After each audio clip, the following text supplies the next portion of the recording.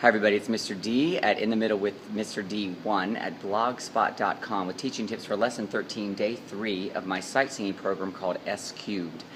Today in the written warm-up we're going to do syncopa identification. I'm going to have them draw the syncopa grouping, eighth note, quarter note, eighth note. We're trying to get them to see things in patterns and groups now, because the first several lessons we were working note to note and interpreting data.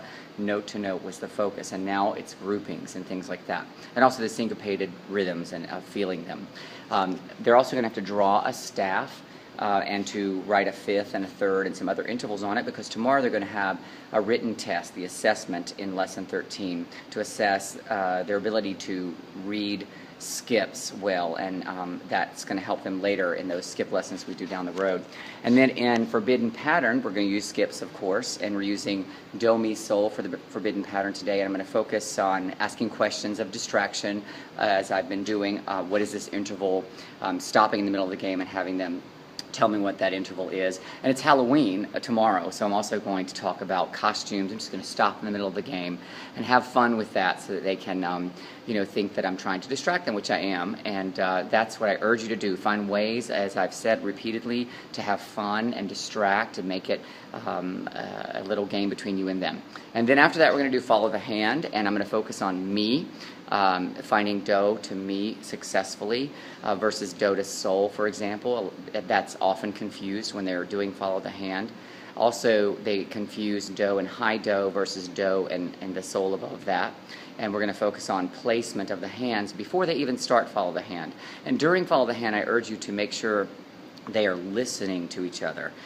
Sometimes the young singers just want to sing loudly and not listen, and they're out of tune, they don't know it. So use the follow the hand exercise to help them hear and to listen, to learn to listen to themselves, so that when they're wrong they can correct that mistake.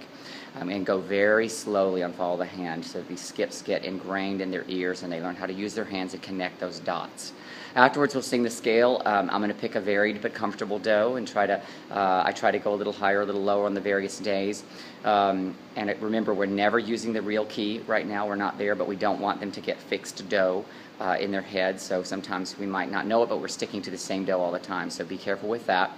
And then they're going to do the sightseeing exercise, and the sightseeing exercise today is a 3-4 exercise, and you'll see it in the lesson plans at Music in the Middle with Mr. D, Lesson 13. It's a 3-4 exercise with a definitive pitch pattern.